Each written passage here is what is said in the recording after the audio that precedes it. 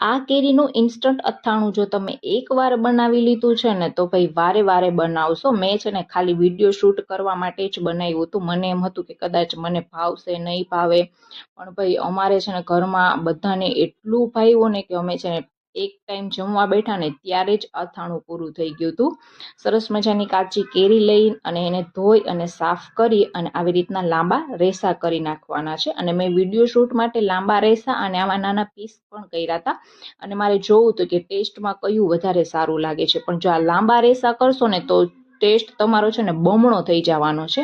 પછી લસણ લેવાનું છે, તેને ખાંડી નાખવાનું છે અને તેલ ગરમ થાય ને એટલે એની અંદર રાઈ નાખી દેવાની છે, હિંગ નાખી દેવાનું છે અને આપણું જે ખાંડેલું લસણ હતું ને એની અંદર રાખી દેવાનું છે.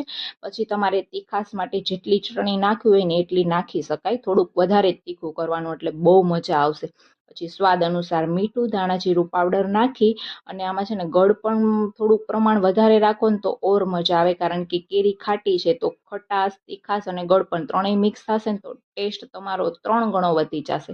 પછી સરસ મજાનું હાથેથી બધું મિક્સ કરી અને આ કાચની જારમાં છે ને તમે 10 દિવસ સુધી તો આરામથી રાખી શકો છો.